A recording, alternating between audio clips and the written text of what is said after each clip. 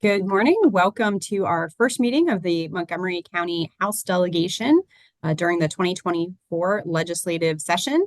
Our delegation has been hard at work this fall, and we're pleased to be back together, albeit virtually, again here during the legislative session. I'm Chair Julie Polakovich-Carr, and before we turn to our posted agenda, I just wanted to give some organizational remarks since this is our first meeting for the session. First of all, for the listening public, please be aware that all of our meetings this session will continue to be held over Zoom on Friday mornings, generally starting at 9 a.m. If there is a change in time, either earlier or later, that will be noted on our delegation website, along with the agenda, which we generally post a day or two before Friday. Our administrator for the delegation continues to be Ralph Costas, if you'd like to give a wave. And he's the best point of contact for if anyone has any issues within the delegation or publicly. Ralph is the person to get in touch with. I also just wanted to take a moment to acknowledge our incredibly hardworking staff from the Department of Legislative Services who also support our delegation. Jen Young continues to be our overall counsel, as well as counsel for the Metropolitan Washington Area Committee. We also have John Edwards, who's returning, staffing the Education, Elections, and Housing Committee. Dominic Galini for Land Use, Transportation, and Public Safety. Great to have you back. And then we do have a new DLS staffer, Harry Hall, who's supporting Economic Development Committee. If you want to see. Great. And we have all of them on here today as well. Wonderful. So we'll get started now with our regular agenda. Today, we are joined by two special guests. We have County Executive Mark Ulrich and County Council President Andrew Friedson, who are with us today. I will turn to each of you for your remarks, and then if it's all right with you, we'll open it up for questions and some dialogue with the delegation. Mr. County Executive. So first of all, thank you all very much. It was really exciting to be down in Annapolis the other day, and just the sessions were really nice. We had a lot of opportunity to talk with some of you, but also to talk with some of the delegates from around the state and senators from around the state. Obviously, there's some issues that we want that they're going to require support elsewhere, and it gave us a chance to make arguments for some things that are important with other people who will be voting on this stuff. So we did not lose that opportunity. I want to thank you for everything you guys delivered last year. It was a really good year for us. We know that it is not easy making the case for spending in Montgomery County and Annapolis. That is not always the easiest job, but you all pretty reliably gone down there and helped us when we needed help. So it makes a difference to us here, and I really appreciate all of that work. And I'm looking forward to working with you over the next few months. And I'll also say that we're really encouraged by our relationship with the governor at this point. We've had some really constructive conversations with him. We're actually optimistic about where we may wind up on some of the transportation cuts that we took in the initial budget. So we think that having a good relationship there, which is such a contrast with the relationship with Hogan, it is really game changing. So looking forward to build on that. Our probably number one objective is going to be how to deal with infrastructure investment, and how do we get enough money to build schools at the pace that the school system asks for money. I don't question the need for schools, but the budgets they send over year after year vastly exceed our bonding authority. So we're constantly in a situation where they front load things in the first 4 years of a budget, put either zero or a ridiculously low number in the last 2 years of the capital budget, and then we're scrambling trying to figure out how we're going to fit this within our bond capacity. So we're working on things that we think might be able to improve that situation. We're very concerned about obviously with housing. We're excited that Jake Day is leading down there and is not getting drawn into bogus arguments, and actually is talking about putting money into housing programs. The pitch we've made is that for developers, it's not just Montgomery County, but throughout the state, if a developer wanted to build the apartment building and market it as an affordable condo, or build a series of townhouses and market them as affordable townhouses, and wanted state support for a project that if it were rental housing, they would get state support, they can't get it for ownership.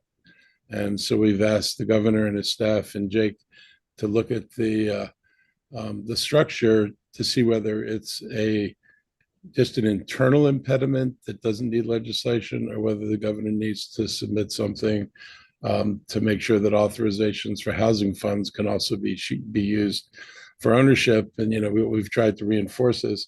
If your goal is for the Black community to be able to own and build equity, you got to have projects that you can own and build equity. Our nonprofit developers produce very, very little ownership, close to no ownership. And that's only going to change if they can get the same kind of bonds and support that they're able to get for the rental properties. So we're working on that. That's a priority for us down there. Obviously, schools remain a priority, both how we deal with the blueprint going forward, how we deal with the capital needs in the immediate. And there's a lot of interest in some form of accountability. When I think of accountability, just to be clear, when I think about accountability, just to be clear, I'm thinking like you shouldn't create a budget without knowing what the county knows its revenues are going to be.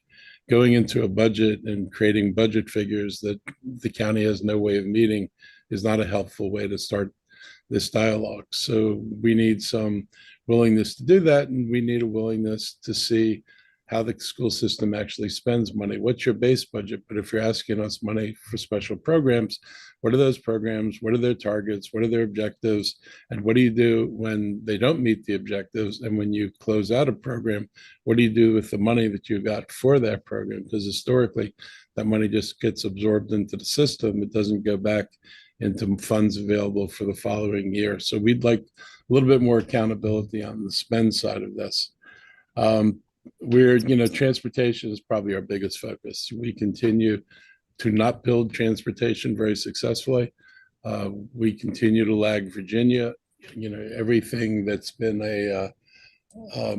I'd say a marker of whether or not you're successful or not in economic development all points back to, are you building the transit infrastructure and the transportation infrastructure you need in general?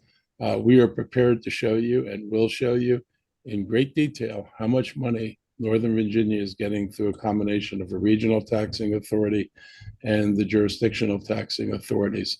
But it makes all the difference in the world. We're talking about the ability of Fairfax County to have hundreds of millions at its disposal for transportation projects, and Montgomery County to not even close. So we're looking at what we can do differently. One of the good things out of the governor's announcement, I serve on MML's board, and we've had meetings with the county executives. His announcement kind of made everybody realize that if there's no money for anything but shovel-ready projects, no jurisdiction in the state has any way of raising money to build projects they think are important for their jurisdiction. And it's one problem. You start with the problem that no one's going to have enough money in the state budget for everybody, because 80% of the people voting on your budget have no interest in Montgomery County. And that's probably true for any other jurisdiction that's getting funding. Most delegates are being asked to fund things that don't affect them. So that's a frustration. But even the Republicans have come around to the idea, and I think they're inspired because in Virginia, the movement to give local taxing authority was actually done under a Republican governor and a Republican legislature. They gave them special taxing districts and separation of residential and commercial taxes. It resulted in Virginia making massive investments in transportation that dwarf anything we do, and it gave them a head start. They transformed Tyson's Corner from a shopping center that was of no particular note, except it was large, into a real hub of economic activity. We could do the same, but we've got to be able to build infrastructure the way they've been able to build infrastructure. That's one of the things that we're going to be talking a lot with the state and with people around the state. It is a MACO priority this time, which is also important. Another thing on MACO's list is being able to raise local income taxes for the very high earners. That would give the county the ability to implement some progressivity into the tax rate. It also would mean that every time we deal with Kerwin, the only solution isn't an increase in the property tax, which is what we found ourselves with last year. So we would very much welcome a raising of the cap and we would start determining what we'd be looking at in terms of different rates and different incomes. My goal was to leave most people not increased or slightly reduced, and some people paying a little bit more. But we've got to figure out a way to give ourselves more budget flexibility than we have right now. And I mentioned the CTP cuts. We've already been talking to the governor and his staff about that. The response has been, pretty positive. And I'll stop there, and we can talk about anything you want to after that. Thank you, Mr. County Executive. And I see a few colleagues already have questions. I think we're going to go ahead and take the County Council President next, and then we'll open it up for questions. Councilmember Friedson. Good morning. Thank you so much, Madam Chair. Thank you to so many friends and colleagues. It's great to see everybody. It was great to be in Annapolis for opening day. Brought me back to my days working at the state and the excitement of opening day, and just really exciting to be able to work together with you over the next 90 days and beyond. Appreciate you having me here today. We're excited about the opportunities to work together this legislative session. Obviously, we are very concerned about transportation cuts and look forward to working together with you. The $17.4 million in ride-on cuts in particular are very, very concerning to us. You all know, I don't need to tell you that the average ride-on bus user in Montgomery County is 1/3 of the income of the average Montgomery County resident. So we're talking about some of our most vulnerable residents.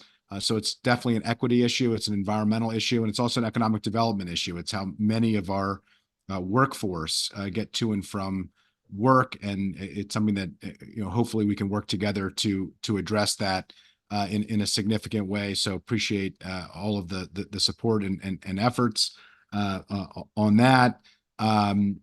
We are excited to be able to work together with a governor that has prioritized housing. Housing has been a major issue for me. As you know, I chair the Planning, Housing, and Parks Committee, and the last council and this current council have really focused on housing in a way that I don't think the county had focused on it for several decades, and working in collaboration with the county executive on many initiatives.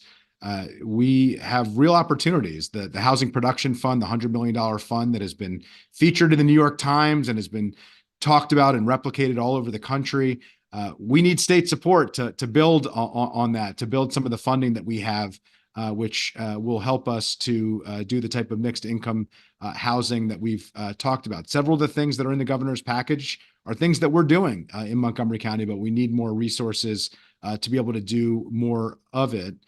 So we look forward to being able to work together with you on that. I'm very encouraged. I had a great meeting with the chair this week, and your focus among our priorities. We have a lot of priorities, so we appreciate your efforts on all of them, but in particular housing, BRT, and MARC, I know are areas that there's really a lot of interest around, both in the House and the Senate delegation leadership, and really want to work together with you on those. Those are critical issues for us on the transportation side and on the housing side, which are just absolutely essential for our efforts. I did want to make a plug. If we talk about what Northern Virginia does well, that we could replicate, the 9% dedicated tax credit fund, competitive tax credit fund for affordable housing. Virginia recognized that there are unique challenges in Northern Virginia to other parts of the state, and the competitive 9% tax credits, the LIHTC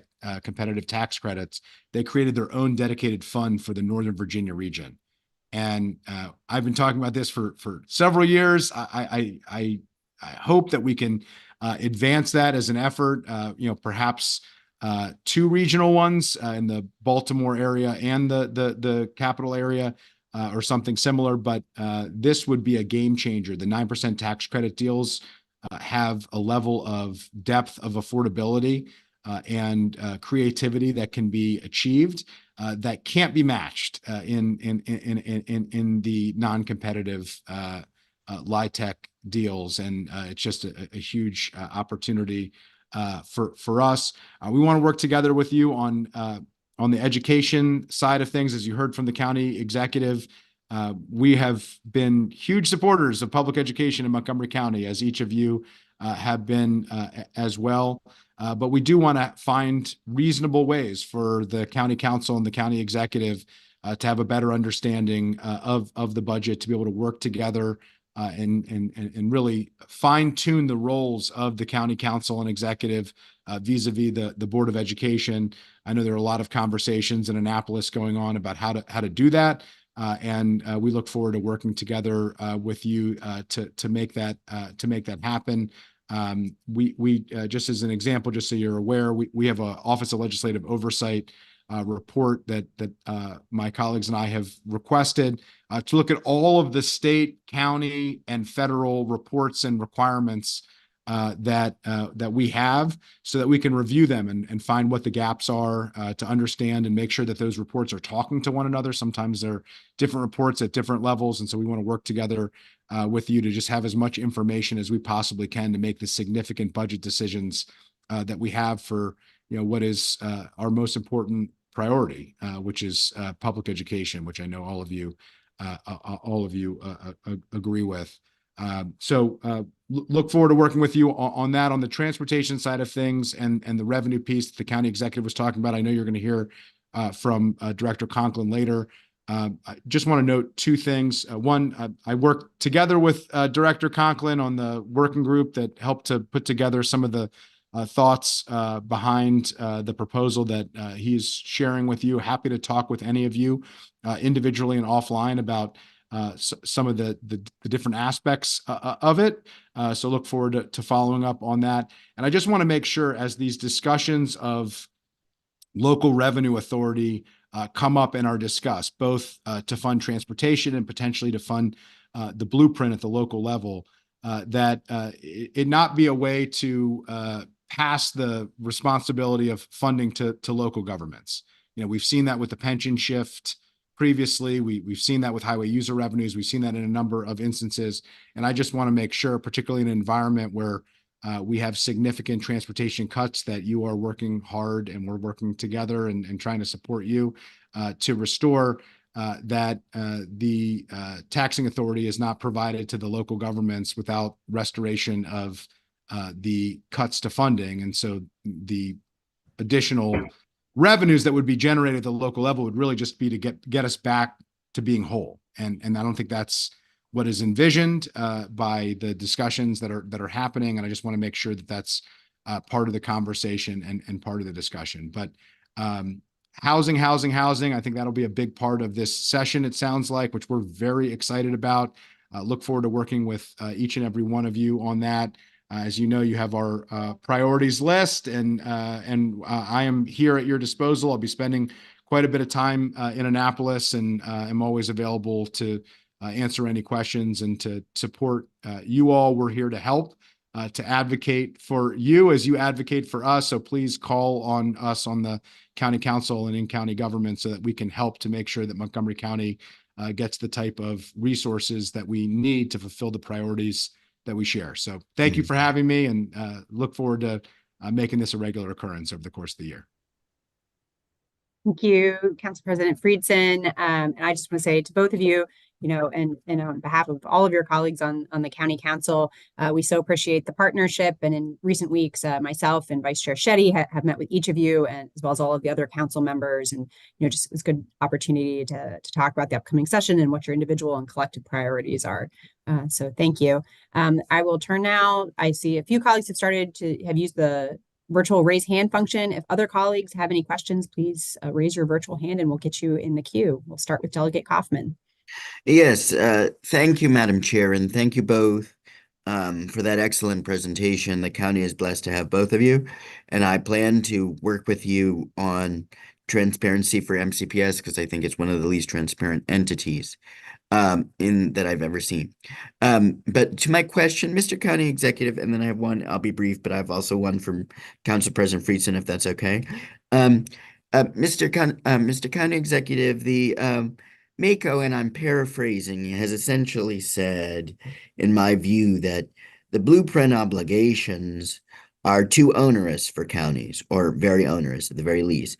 And I was just wondering if you found them onerous, especially given, and I was particularly interested in your perspective, given the 20 years that you spent as a teacher at Rolling Terrace Elementary. And then I'll just ask my second question, and then both of you can answer. I understand, Mr. President, that the devil's in the details with the how the mechanisms and how the revenue would work out with the special taxing districts and raising taxes on the uber affluent. But do you support the general concept of it? Because it seems like the county executive was embracing both concepts, and I just want to see if there's unity across the street as well. Okay. God, you're asking me a school question. It's interesting. So, I, as much as I think the blueprint was a very positive step forward in general, I think there are some things they probably didn't get right. And I'm more into pedagogy than I am into government policy. But just as a teacher, there are some areas I probably would have gone in a different area, different focus on what I thought we maybe would do. Whether the burden is onerous kind of depends on where you sit. For a lot of the smaller counties with very limited resources that don't see a lot of growth in income, the change in what they're going to have to fund, particularly for them, the salary change for everybody to be at $60,000 by 2026, impacts them a lot more than it impacts us. We've been blessed, I will say bluntly, with fairly decent revenues, despite, COVID to start with, and now coming out of COVID. So we've been in a healthier position than a lot of other people have been. We were not healthy enough to deal, though, with this jump the school system tried to make in salaries, which I agree they had to make. But for me, it meant we had to do something on taxes in order to absorb going from $53,000 a year starting salary to about $59,000 a year in starting salary. They have to be at 62, but I'd remind everybody that if we're all at 60 in 2026, there's going to be a real disincentive to coming to work in Montgomery County if you can get $60,000 in any other county in the state of Maryland. We are at a real competitive disadvantage. And being next to DC, where they already up starting teacher pay to $75,000, doesn't make our situation any better. So we're not only going to have to be at 60, the counties are going to have to be above 60. And I think everybody recognizes that if we're going to stand the chance of attracting people from going to work in some of the other counties around us. So, I wouldn't call it onerous. It's a little bit more than I think we anticipated when I was on the council and we were talking about this coming in. We had projections. There's less state money than what people talked about back then, and more of this seems to be a county responsibility than what was talked about back then. So we'll survive, but we'll probably survive better than other people do. So I just want to keep that in mind. Thank you. And Mr. President? Yeah, so quickly on the blueprint, we need state support in order to fulfill that. And as you heard from the county executive, I think that's true of jurisdictions all across the state. I also want to note one thing on the blueprint, that the childcare piece of the blueprint is something that we're very concerned about, of making sure that the expectations that the blueprint set forth, which we very much support wholeheartedly, but the incentives are not adequate. The market is demonstrating that there just aren't enough incentives to get the private sector side of the childcare industry to want to come into it. And so that's something where we really need the state to take a look at. We want to be partners in that. We're trying to do what we can at the local level, but we're not going to be able to do it on our own. And so that's, a piece of the blueprint as we talk about the funding and the expectations that have been set that I hope will remain at the forefront. I know many of you have been true leaders on the blueprint broadly, but specifically on the childcare piece, and hope that will continue. The council has not taken a position on the two revenue bills that you mentioned. The prior council did, and was not supportive of the income tax. The income tax piece.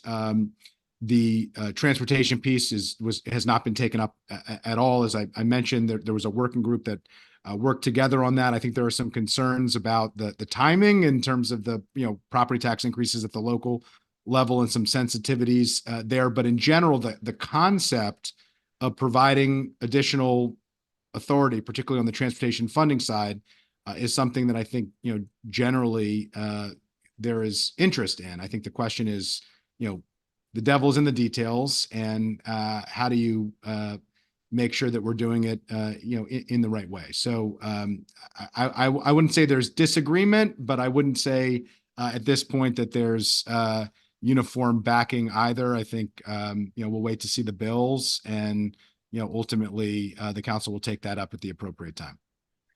Thank you, Mr. County Executive. Thank you, Madam Chair. Thank you, Mr. President. Can I throw one thing in there real quickly on the childcare piece? The school system obviously has got a role to play in this, but we've got to be really careful that the school system doesn't cream off all the 3 and 4-year-olds, because they want this, and it's a capacity issue that's going to require buildings. I get it. But if they take the 3 or 4-year-olds out of the general childcare pool and leave the 1 and 2-year-olds to be taken care of by private providers, that system is going to totally collapse, because the ratios of students to staff at that age is so large that you can never get enough money out of the payers to pay for the cost of the staff you're going to have. So the school system can't be allowed to grab everybody in the 3 and 4-year-old range unless there's some accommodation made to providers who are going to do the 1 and 2-year-olds. You just think about that as we try to balance all this. Delegate Wu. Thank you, Chair.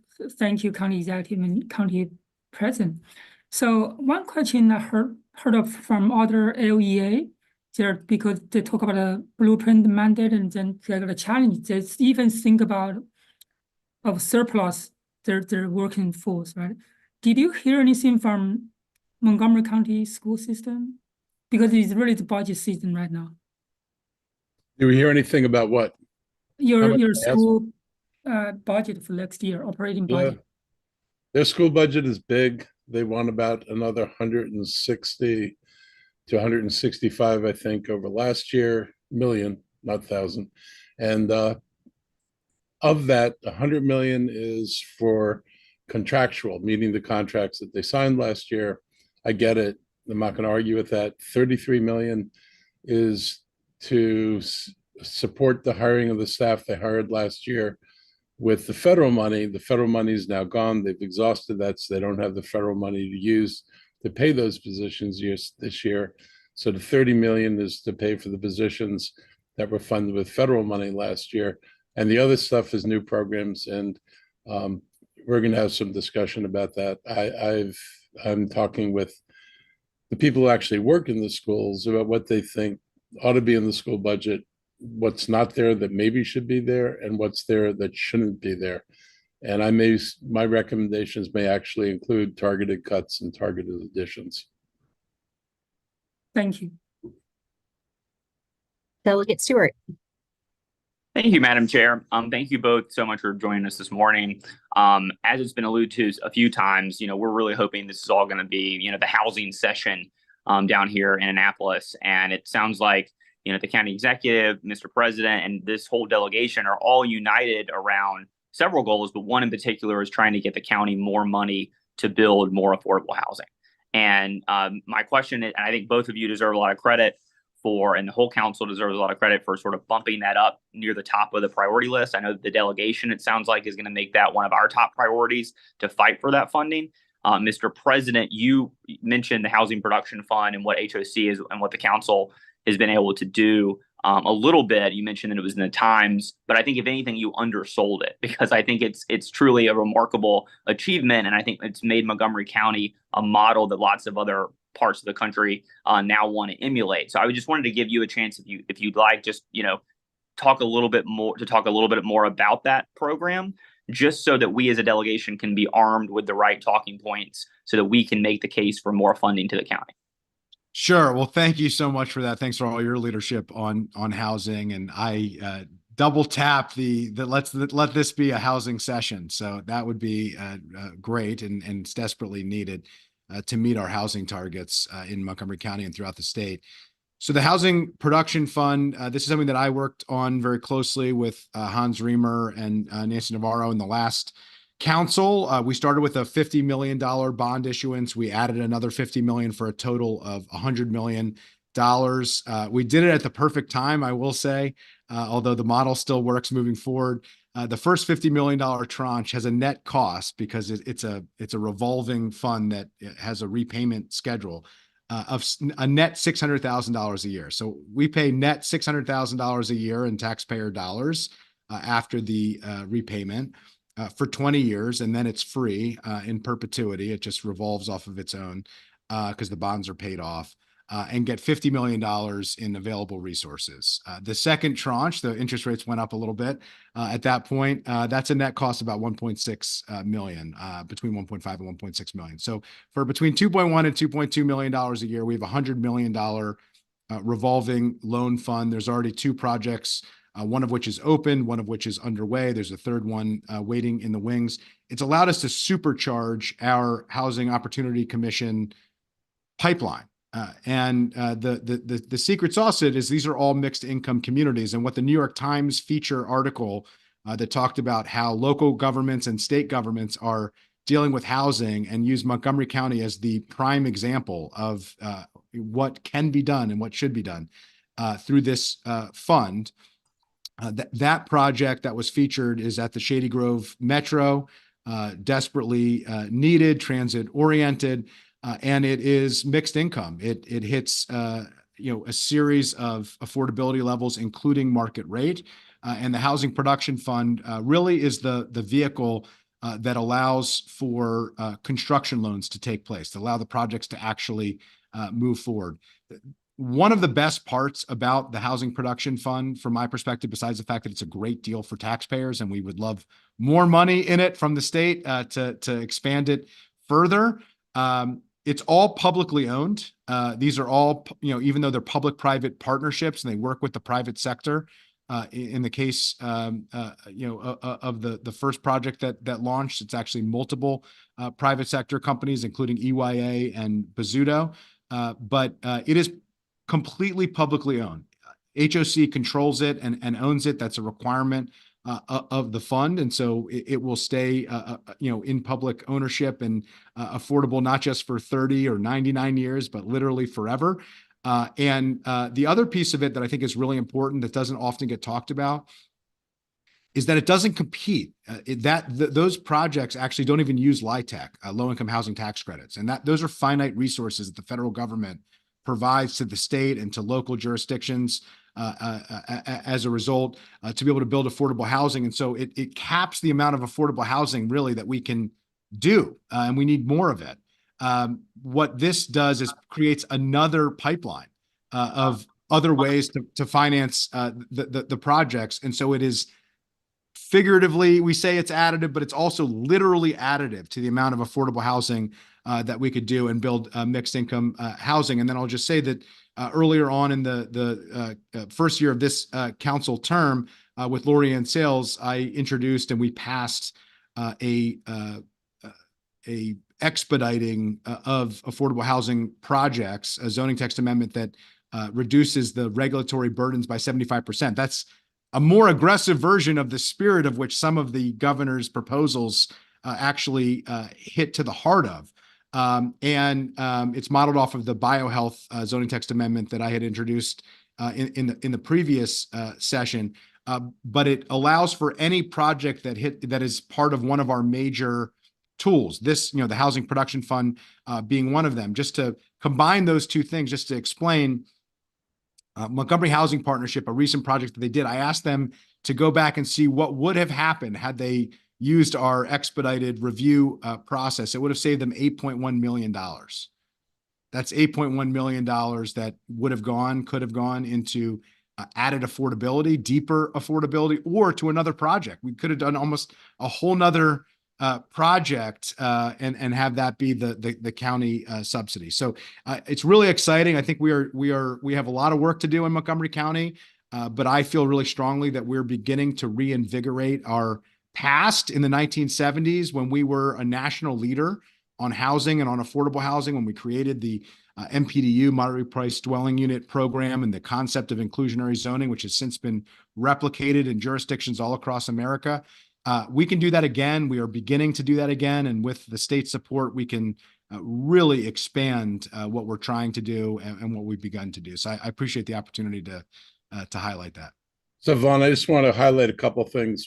Next week, we're doing our capital budget. We're going to make an announcement because our surpluses are rather healthy. We're like something like north of 17% in terms of reserves. We'll be announcing we're putting 50 million into the housing fund next week, and we'll be letting the council know that assuming that everything stays stable between now and March, we're going to propose putting a second $50 million in. So we would be adding $100 million to the fund, and it's coming out of the surplus. It's a perfect use of one-time money. So it's not tied up in something, and it will not have, of course, it'll have repayments to us. And what we're hoping is to continue to revolving. You know, we bought Westchester West, which I think a lot of you know. It cost the county $67 million. But because of our partnership with Enterprise, we were able to flip it to Enterprise, get our money back, preserve it, because what we found is even with our law, nonprofits often can't act quickly enough to line up the financing to buy a project that's on the market. So if the county intervenes and we take it off the market, it gives them time to line up their financing stack, and so they can buy it off of us. We've simplified the transfer situation with these folks, so we don't have to necessarily go through 2 settlements. And our housing director said, we really need this money because almost every dollar that we've got planned in the next year's budget has already been committed to housing projects. We're talking about close to $200 million. So we want to make sure we can keep doing this, that we don't have to say no to people when projects come along. So we'll be sending things to the council for approval, but I think, you know, this is surplus money. This is a great use of the surplus. Thank you both.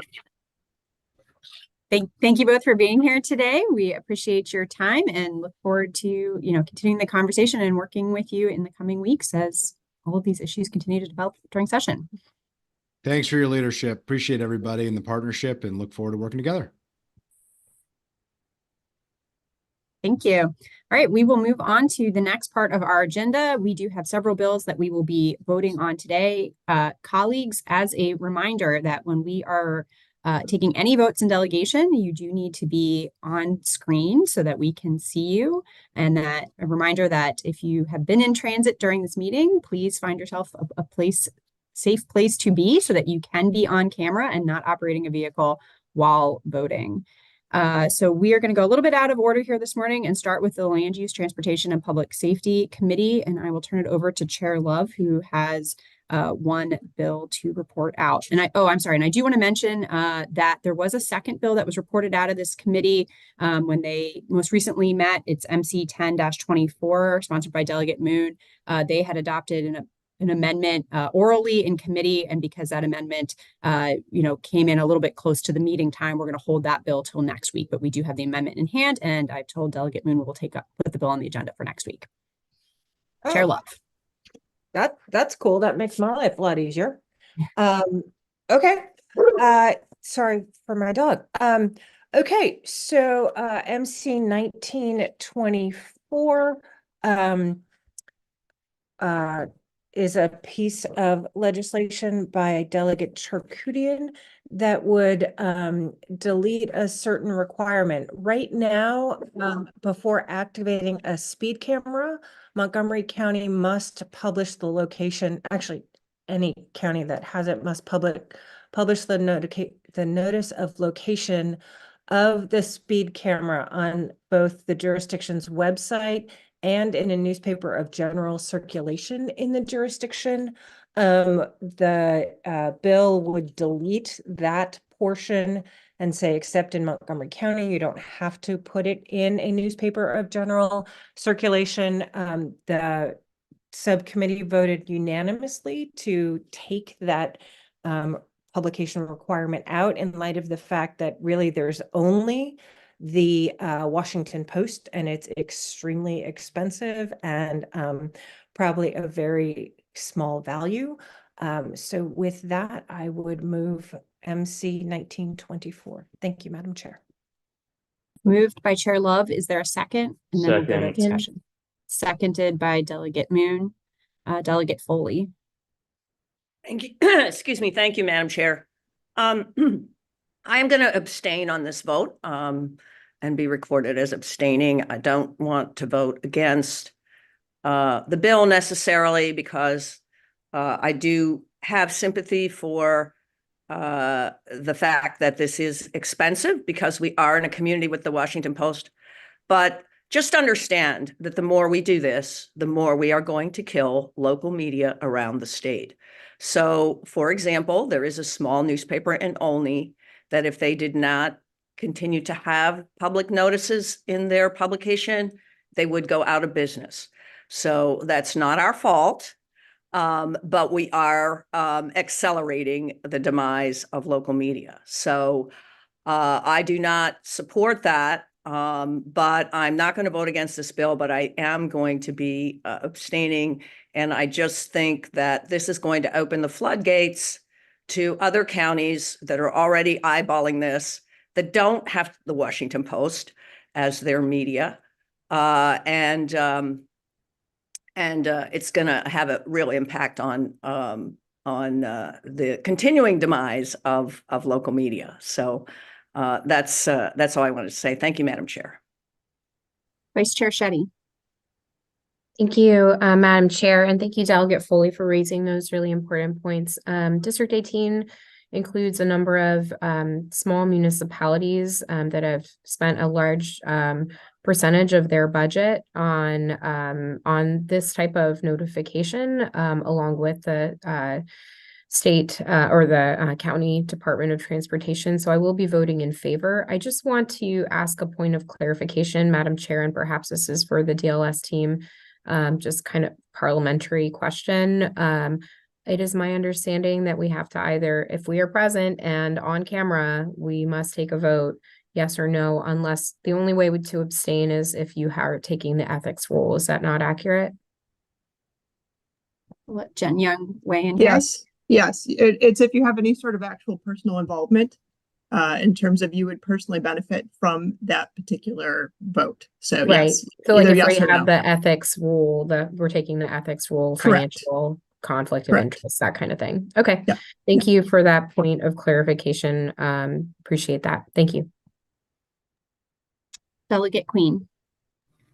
Thanks, Madam Chair. So I guess I have a question. Well, I do have a question now based on the comment made by Delegate Foley, since she did mention a paper that's in my district. So my understanding that the bill was to say you would not have to put the notice in the Washington Post, which is more expensive, but the local papers, you would be putting the notice in. Am I incorrect in understanding that and the potential impact it could have to local news papers? Because they are definitely are having a hard time. So I want to understand the intent of the bill to make sure I'm understanding it better. I'll turn to the bill sponsor, Delegate Charkoudian, to answer that question. Yeah, thanks for the question. No, so what I've been informed by this was built in the content in a conversation with the county transportation folks, and there is no local paper that is countywide, and the county is required to have a countywide paper. And so when there used to be a Gazette that was countywide, then that counted for their circulation. But with some local papers that a local municipality may or may not use, I appreciate the point that the Delegate Foley is making, but for the county itself, there is no other local paper that is countywide circulation, and so it leaves only the Washington Post. And so by taking out the requirement for a local paper, for a paper with countywide circulation, which is by default the Washington Post, there is no requirement for any county. There is no paper with countywide circulation, so there's no requirement for the county to use a paper with countywide circulation. So does that interpret it that they will not then put it into all of the smaller ones? Right. So the practice, for example, when there was a Gazette or another paper that was countywide, is they would do it in that. I don't believe there was ever a practice of the county going to sort of 10 different local papers and putting it in those smaller ones in addition to the countywide circulation, because the requirement was countywide circulation. Correct, but now with the change, have we had any amendment or discussion that they would then now, in lieu of that, put it into the 10 or so local ones? So we would now have no notification going out countywide in anything. It would be on the website. It would just be on the website. It would be on the website, yeah. And so nothing would go to these local papers. Correct. And to clarify, we Delegate understand could be- Charkoudian. I'm I'm sorry. sorry, Delegate Queen. I just was going to ask. So to clarify, but currently there's no notice in those local papers. There has not been from the county, county has previously, never- and there's not now. I That is understand, correct. but the Right. point that Delegate Foley is making, that this could be possible revenue stream for them, that would be helpful. Is that the understanding of her comment, correct? I can't speak for Delegate Foley.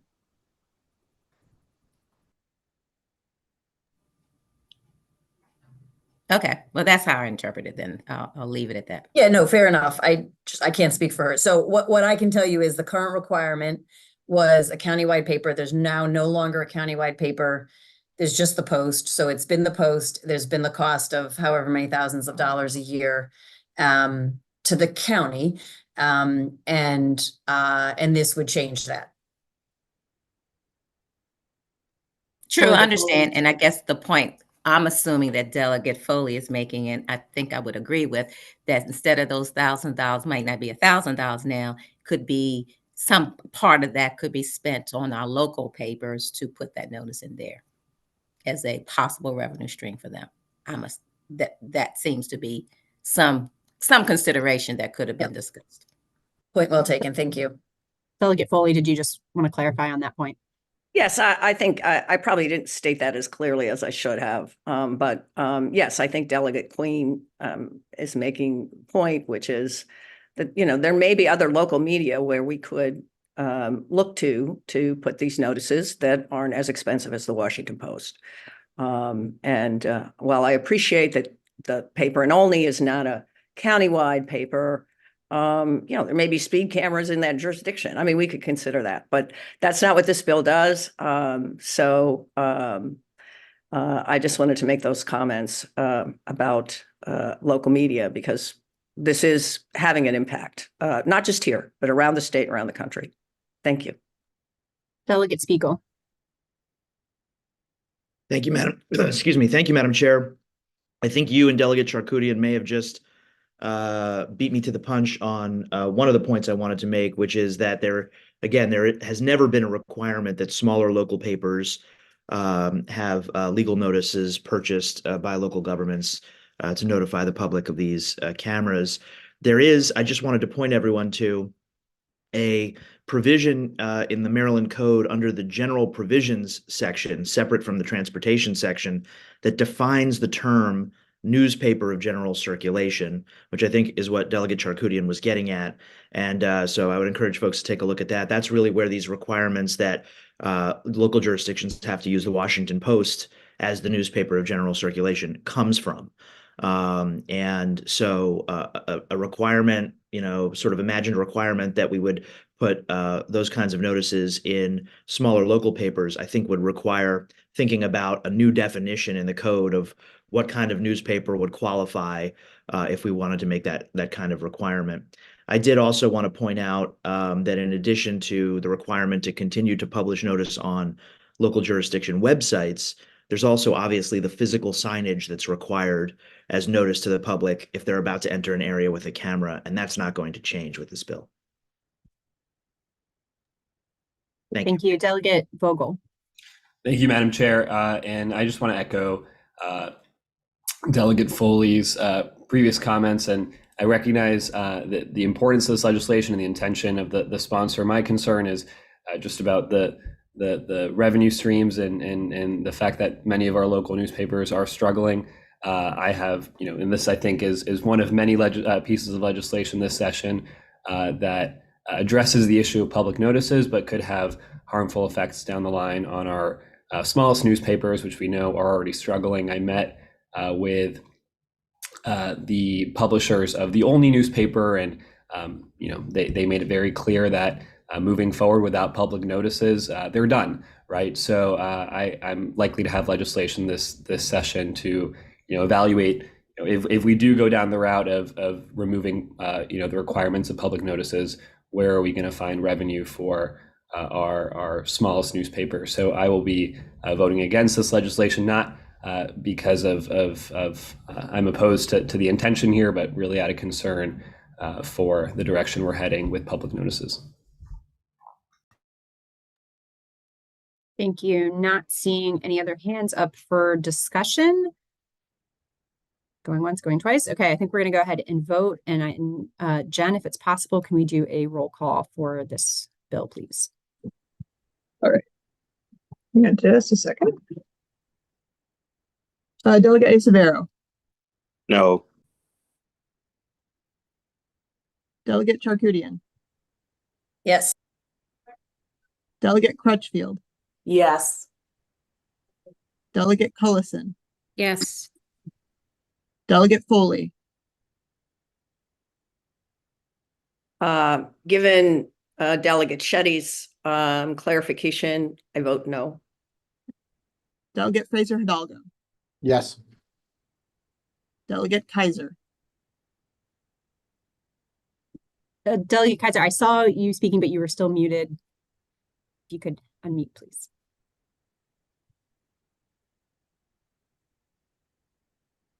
If you could give a thumbs up or a thumbs down, we can see you. Thumbs up, so she's, or thumbs down. Okay, she's a no. Oh, hang on just a minute. Let me change something. All right. Delegate Kaufman. Yes. Delegate Corman. Yes. Delegate Lopez. Yes. Yes. Delegate Love. Yes. Delegate Mericu North. No. Delegate Moon. Yes. Delegate Chi. Yes. Delegate Queen. No. Delegate Shetty. Yes. Delegate Spiegel. Yes. Delegate Solomon. Yes. Delegate Stewart. Yes. Delegate Vogel. No. Delegate Wilkins. Yes. Delegate Wims. Yes. Delegate Wolick. Yes. Delegate Wu. No. Delegate Ziegler.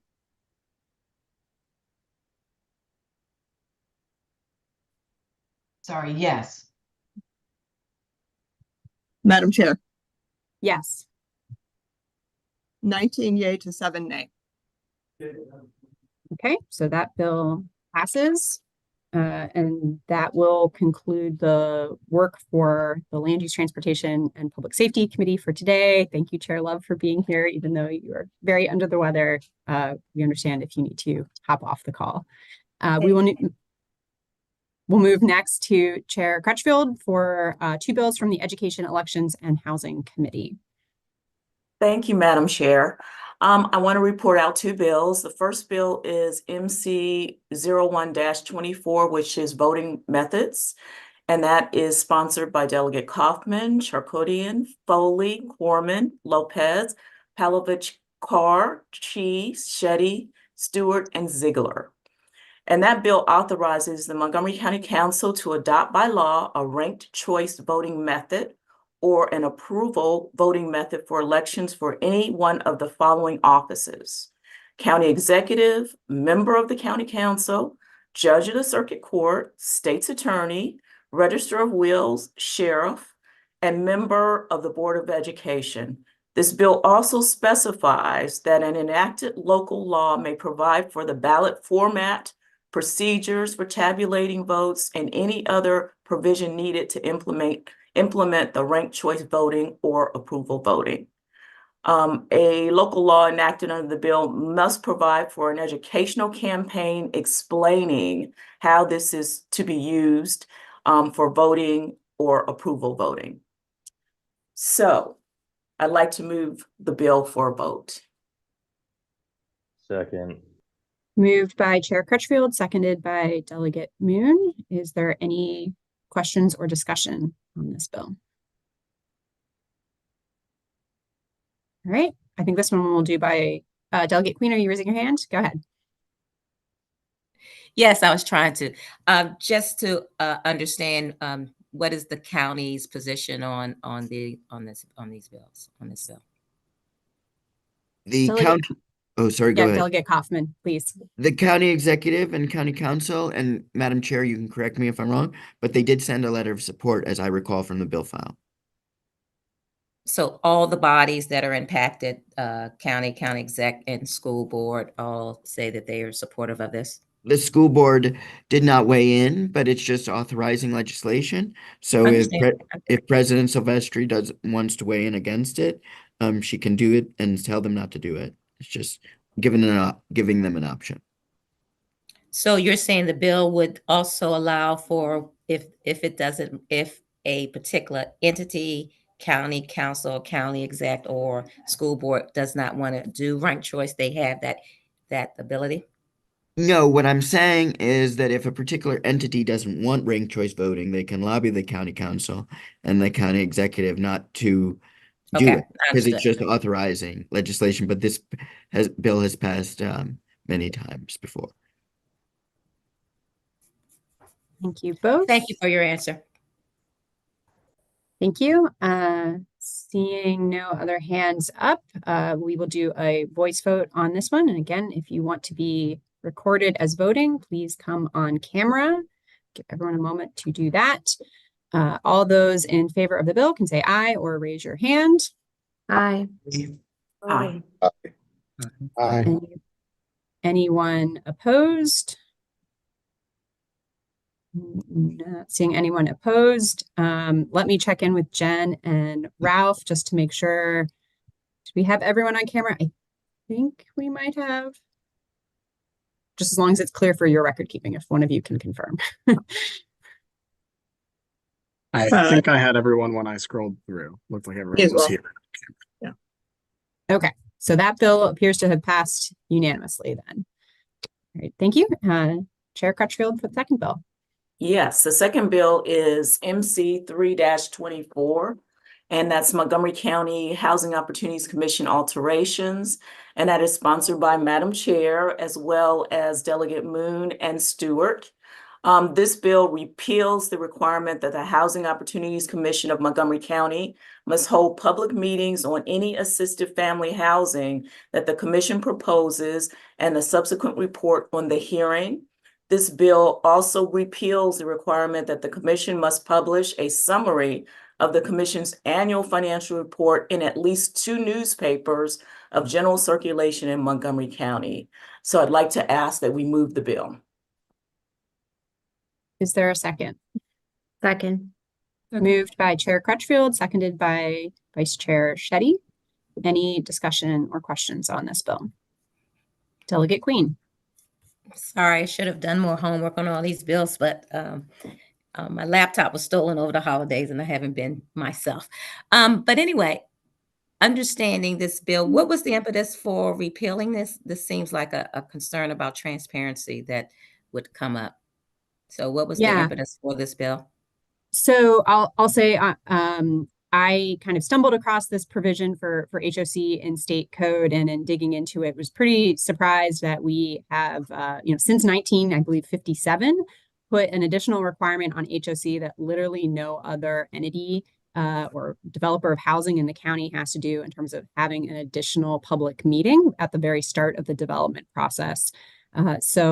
HOC has to have this kind of pre-submission meeting that literally no other applicant in the county has to do. So the driver for me behind this bill is just parity and treating them the same as any other applicant that would be coming before Park and Planning. And then the second piece of the bill in terms of repealing the newspaper advertising requirement is that that our body actually a couple of sessions ago passed legislation and is now in law that requires HOC to include not just a summary of their financial summary for each year, but in fact publish the entire document on their website. That's already in statute. So really that provision doesn't change anything in terms of transparency. They already have been required to and have been, in fact, publishing their annual financial report on their website every year. And that is out there for the public to look at. So the annual report is on the website. That part I get. What is the advertising piece that's not going into the papers anymore? That part I wasn't understanding. Okay. Yes. So it's not just an advertising piece. We're in fact repealing a hearing requirement for HOC, and that's the part where no other developer has to do this.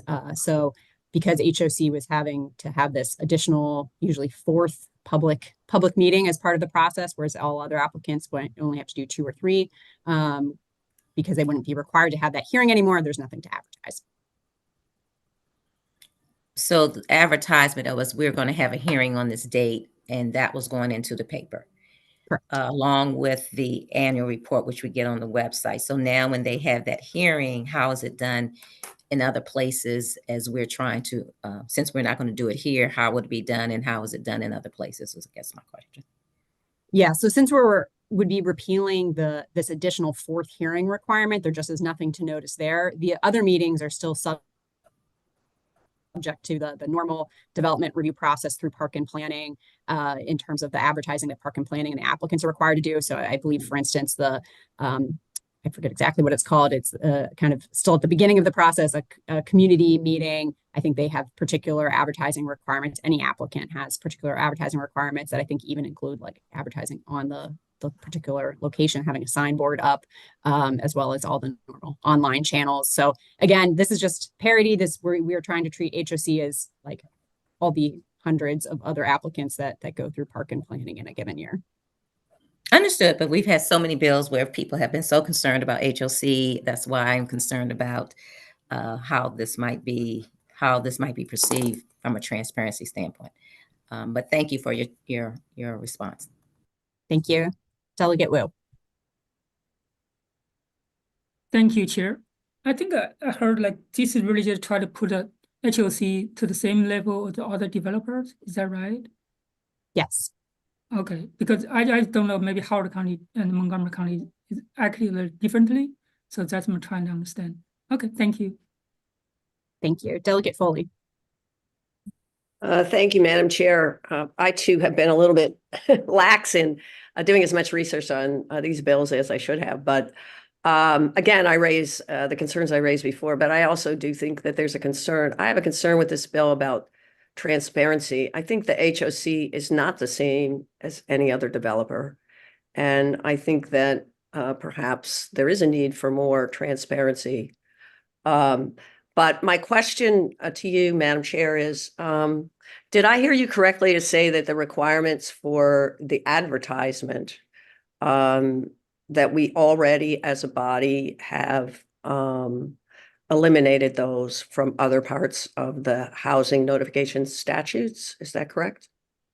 Not quite. So in terms of the annual financial report, a few sessions ago, we passed legislation that said that HOC, in addition to publishing a summary of their annual financial report and having that in the legal notices section of 2 newspapers, I believe, that they also had to post it on their website. So this bill removes the newspaper advertising requirement on that part, maintains the requirement for them to publish the entire report on their website.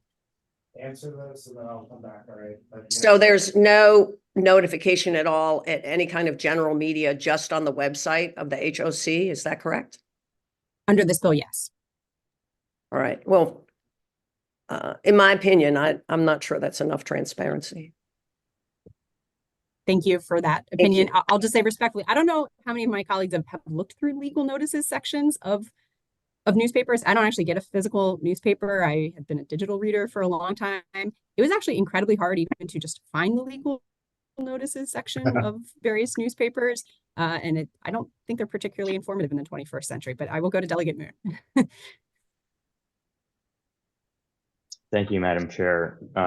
Just in explaining my support for this bill, even though some are finding it to seemingly be against transparency, the 2 magic words that haven't yet been said in this conversation are affordable housing.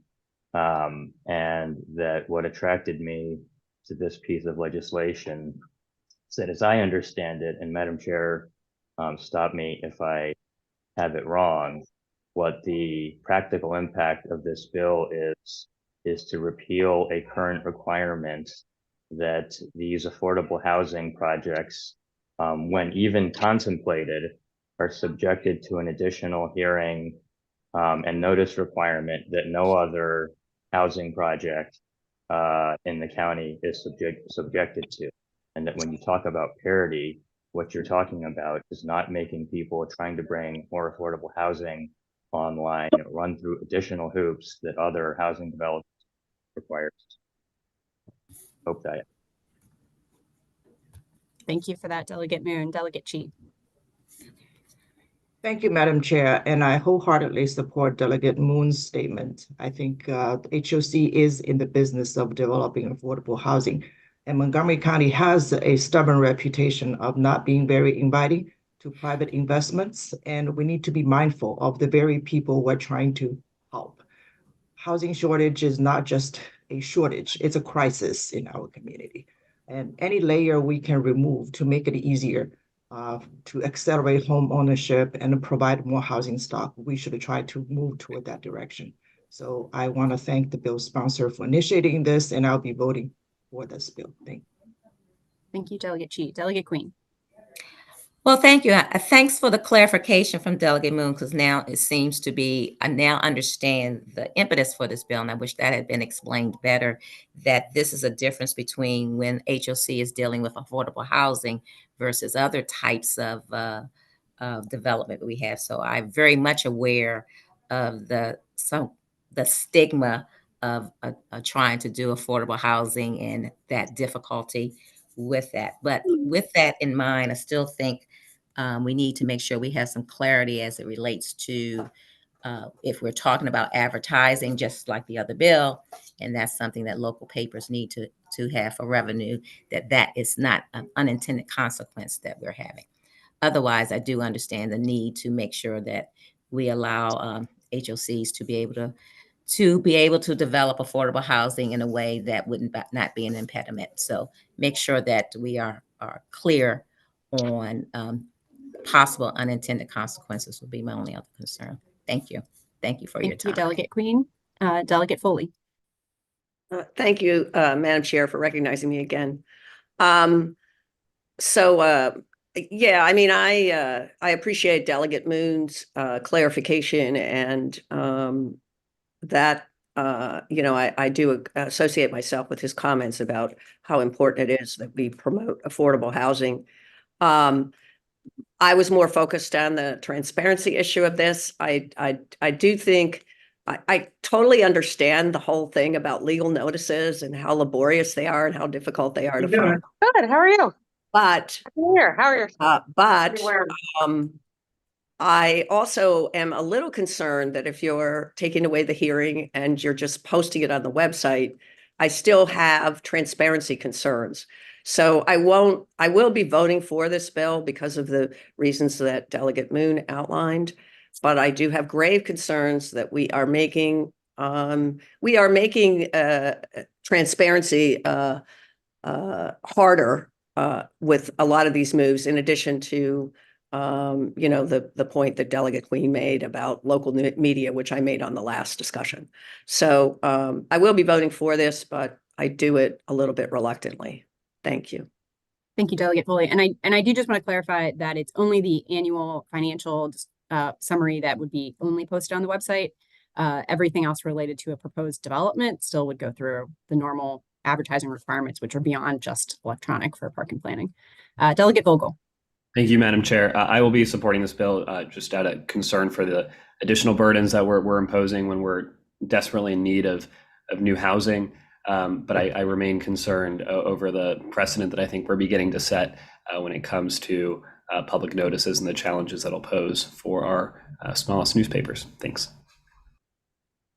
Thank you. Not seeing any further hands. Oh, Delegate Acevero.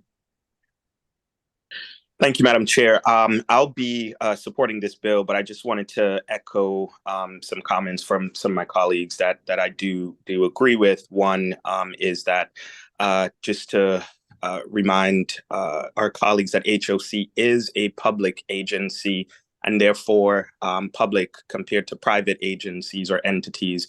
There should be additional or more transparency. And so for me, I would like to see, more reporting. I would like to see more transparency, especially, given my interactions with HOC about some of their properties and prospective projects, both in District 39 and across the county. I do think we need more affordable housing. But I do think we also need to remember that HOC is a pseudo public agency, but it is a public agency, and therefore the barrier, the bar should definitely be higher in terms of transparency and more information. And so I do have some concerns about that, but I do understand that we do need more affordable housing, and to that end, we'll be voting for the bill. Thank you. Delegate Kaufman. Just hold on, just very briefly, because I know we not gotta get to Director Coughlin, but I just want to make sure, Madam Chair, I'm understanding your bill accurately, and I think I am.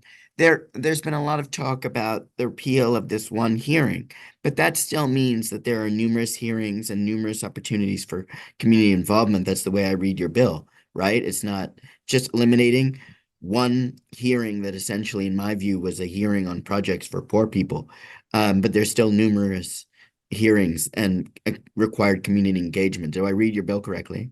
Yes, that's correct. They would still be required to do a community meeting prior to their consideration of their application before Park and Planning, have at least one hearing before Park and Planning, and then because these development projects by HOC typically involve federal funds, the federal government has their own rules around this for federally financed housing development, and so there is a third meeting/hearing requirement for the feds.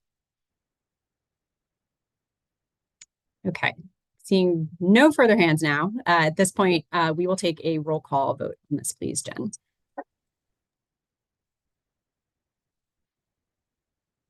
Delegate Acevero, Yes. Delegate Charkoudian, Yes. Delegate Crutchfield, Yes. Delegate Cullison, Yes. Delegate Foley, Yes. Delegate Fraser Hidalgo, Yes. Delegate Kaiser, Yes. Delegate Kaufman, Yes. Delegate Corman, Yes. Delegate Lopez, Yes. Yes. Delegate Maricopa North, Yes. Delegate Moon, Yes. Delegate Chi, Yes. Delegate Queen, Yes. Delegate Shetty, Yes. Delegate Spiegel, Yes. Delegate Solomon,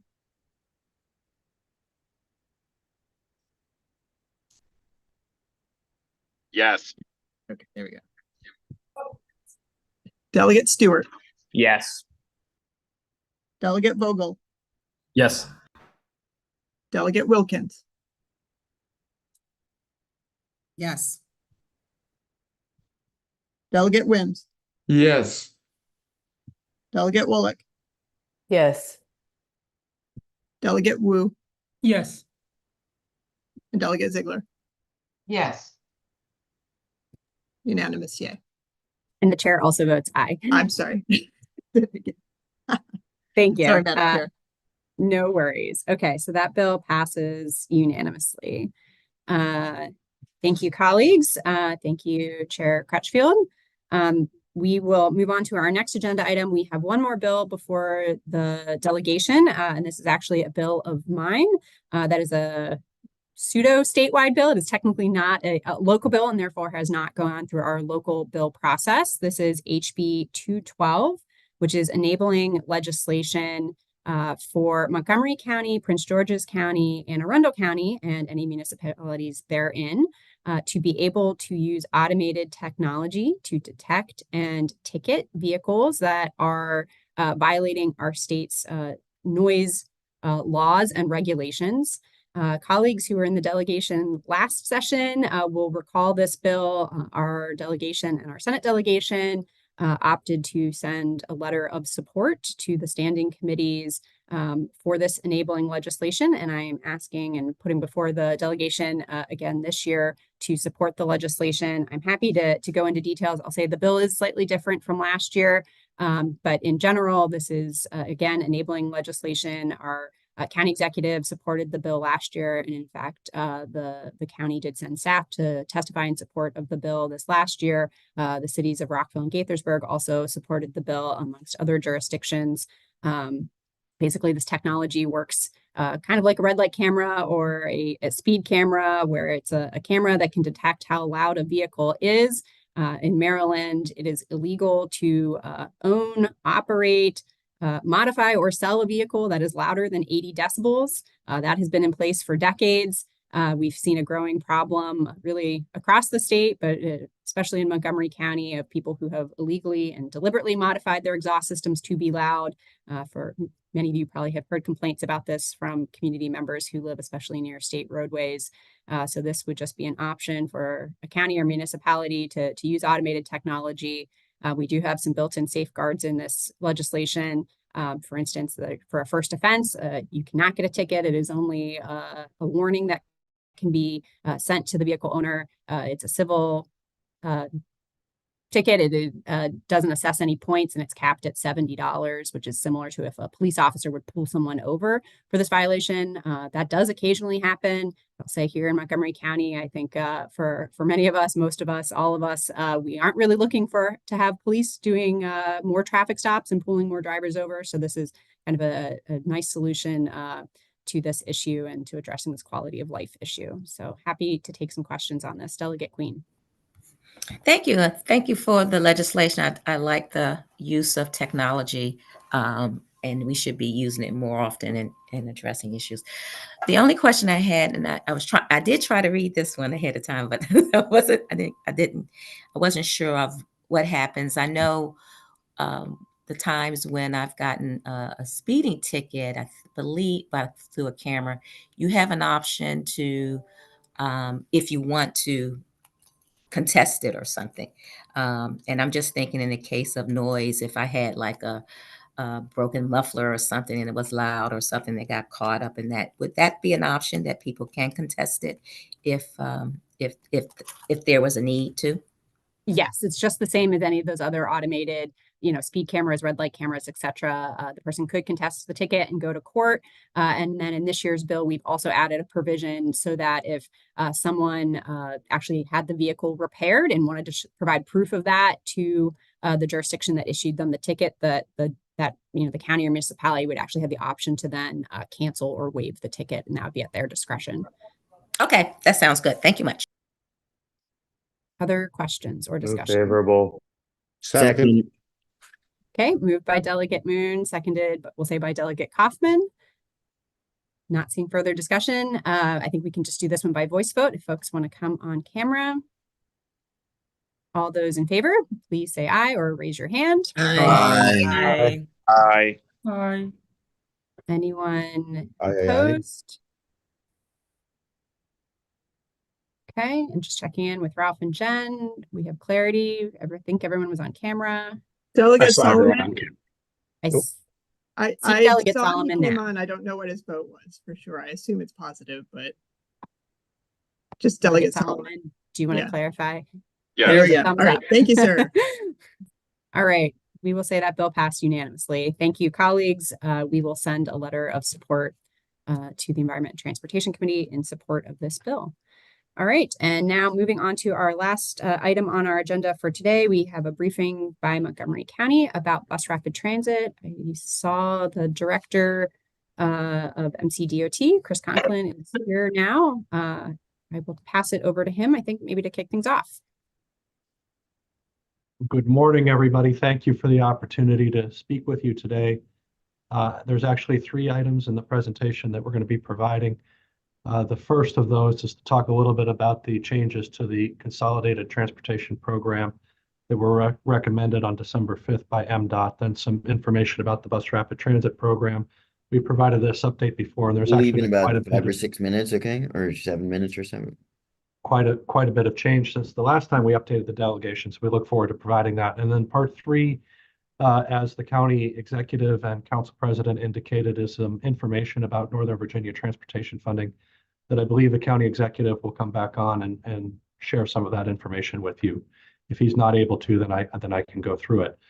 In terms of the consolidated transportation program reductions, you heard the biggest concern from the county in this is regarding the transit operating support that's provided to Montgomery County. There's a number of different transit providers in Montgomery County. Maryland Department of Transportation provides commuter bus and commuter rail service, WMATA Metro Bus and Metro Rail, and the county operates a very extensive bus network. I'm going to focus in these remarks on Metro Bus and the ride-on system. Just for some context, I'm going to go through a series of these pie charts. Montgomery County actually operates about 80% of the bus routes in the county. Metro Bus operates the other 20%. As we go through these, you'll see the percentages change slightly, but generally the theme is consistent that Montgomery County is providing the lion's share of bus service in the county. In miles of service, it's 76%, and hours of service, it's 73%. In ridership, Montgomery County services are carrying 56% of the bus passengers. When we look at the cost of these services, again, the cost to the county to provide the larger portion of the service is greater than the cost of Metro Bus. The county spends about $161 million a year on bus service, and Metro Bus spends about $113 million a year on the services in the county. When we look at the subsidy provided by the state of Maryland to these two services, that's the first place where you see the wedges of this chart flip, where Metro Bus receives about $79 million of subsidy for the services in Montgomery County, and Montgomery County receives about $42 million of support. Looking at the ridership on an annual basis, the ridership on the Montgomery County services is larger than that on Metro Bus at 15.4 million annual passengers compared to 13.1 million passengers. So if we compare the subsidy provided by Maryland to each of these services, you can see that the Metro Bus subsidy is significantly greater than that going to the county. In the CTP proposal, rightly, the Maryland Department of Transportation is proposing to provide additional subsidy to WMATA to sustain the operations of both the rail and the bus service. The bus component in Montgomery County works out to about $30 million of additional subsidy, but unfortunately, that CTP recommendation also proposes reducing the subsidy to Montgomery County by $17.4 million. So if you look at the bottom right chart, that shows how those subsidies per rider change. And there's a very significant decrease in the subsidy to Montgomery County compared to an increase to WMATA. And again, the increase to WMATA is a courageous and correct assumption that has moved the dialogue forward, but it really should not come at the expense of the Montgomery County bus service subsidy, where the Montgomery County bus system is carrying the majority of the passengers and is doing it more cost effectively to begin with. If we look at what that reduction means, and you heard the county council president speak to this, our passengers are some of our lowest earning people in Montgomery County. The chart here on the bottom left is showing the percentage of riders compared to county households, so that you see the dark green bars. Our riders are lower earning on average than county residents generally, and the lowest earning folks in the county are the ones who use these services most frequently. The map on the right is showing the geographic concentration of the riders. So the darkest lines here are Metro Rail, the medium weight lines are Metro Bus, and the lighter lines are the ride-on system. And you can see that the ride-on system is serving a great number of the areas in the county with lower income residents. Another take on this is those residents that have no option but to use transit. If you look at the chart on the bottom right, that is showing the concentration of households that don't have an automobile at their use. So the darkest green areas here, 25% or more of those households do not have a car available. The lighter greens are around 10%. So again, these transit networks combined are essential to providing the access for our residents. And another statistic here, roughly 44% of the ride-on customers, that's their only means of transit access to education, to work, and to services. So it's very important that we are able to maintain both the ride-on and Metro bus services to serve this community. What does a $17.4 million cut look like? That's an 11% reduction in the Montgomery County Transit budget. It's about 160,000 hours of service, affecting over 1 million trips on 43 different services operated by the county. It also equates to about 100 positions in the transit division here. Most of those would be bus operator and service supervision staff. It would further delay our fleet replacement, which we are already behind on, and delay our climate action plan and zero emission bus transition plan. Right now, our oldest buses are 15 years old, and it would require us to keep them in service even longer, when 12 years is the ideal replacement cycle for those vehicles. We would also have to consider reducing or delaying implementation of new extra service to serve our life sciences cluster that's now in construction, just went into construction this fall. And similarly, we would need to consider, as is happening in the WMATA budget, increasing our fare currently at $1 to $2, and potentially curtailing some of our programs for senior, disabled, and low-income residents. To give you a sense of the geographic impact of this sort of cut, the 43 different services, I've highlighted 10 of them here. The first one, Toby Town, there's no other service to that location. We would be impacting access to the Shady Grove Medical Center from Shady Grove Metro. We would be impacting access from Germantown to the Holy Cross Hospital in Germantown. We would be reducing service to Glenmont and the Montgomery General Hospital in Olney. The Silver Spring Circulator would be affected. Access to the new White Oak Medical Center in the East County would be affected. All service between Clarksburg and the Shady Grove Metro would potentially be reduced. Fewer connections between Montgomery Village and Shady Grove Metro. Reduced service between Silver Spring and Tacoma Park, and reduced service between Wheaton and Silver Spring. So it affects areas across the county. And again, those impacts are most strongly felt by our lowest income and zero car households. What is it that we would like to see? We would like to see the Montgomery County Transit element of this held even. We understand the pressures in the CTP and understand that not everything can be done. We would like to see the Metro bus subsidy increase that's been proposed retained in the recommendations, but would like to see the Montgomery County lots reduction eliminated so that those services can be retained. And just to show the charts here on the bottom are just showing how that would work, where instead of reducing the subsidy per rider from $270 to $160, we would recommend keeping that at $270 and keeping the proposed $8.36 Metro bus subsidy as recommended by the Maryland Department of Transportation. In terms of the other CTP elements, there's a cut to the highway user revenue. It adds up to a lot of money across the state. In Montgomery County, it's about a $2.7 million change. That change is not as significant to Montgomery County itself. It's a $1.8 million reduction to our general fund.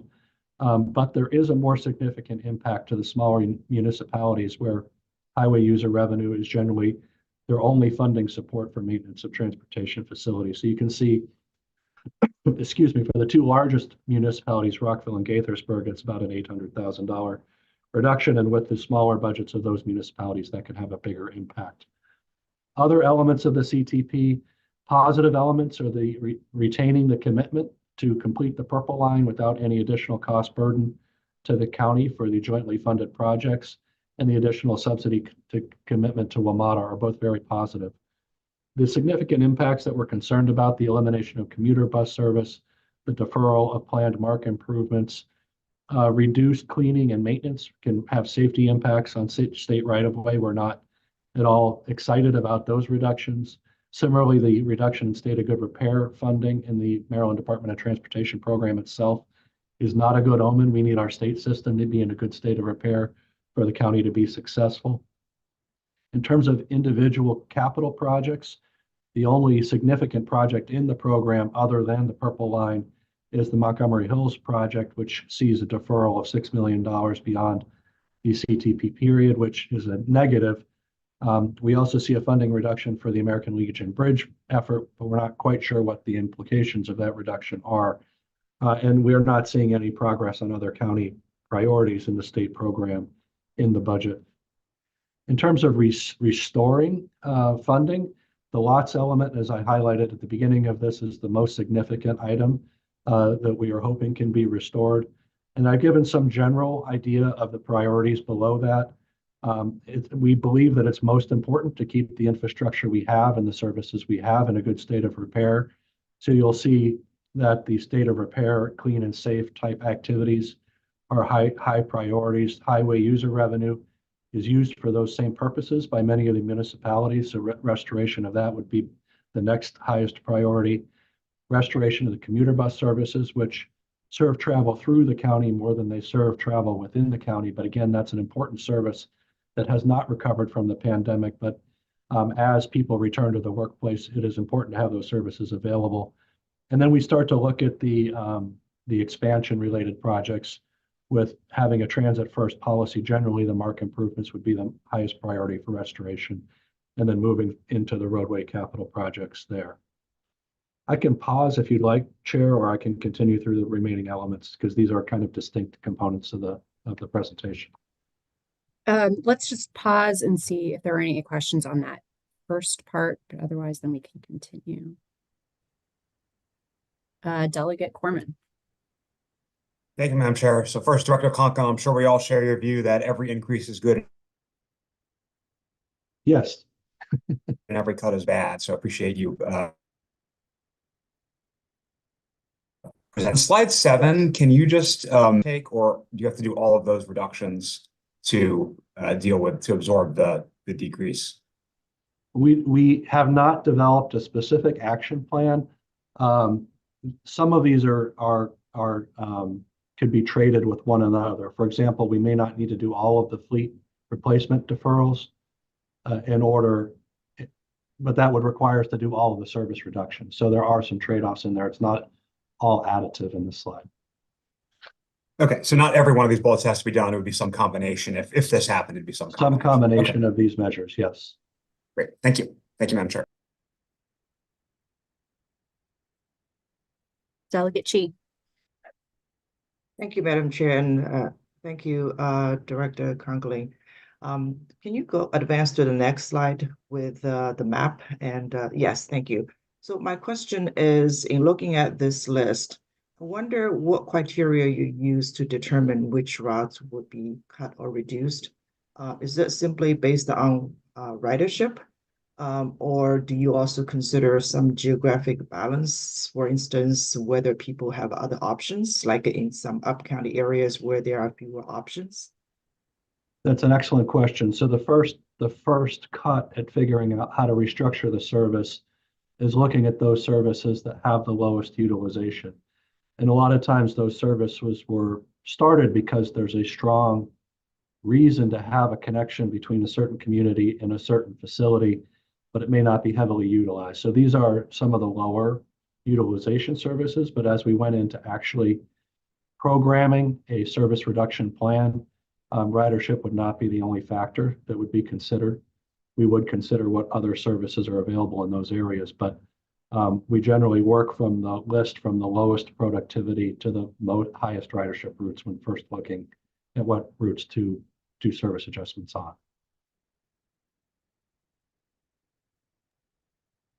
Delegate Wu. Thank you, Chair, and thank you, Mr. Coughlin.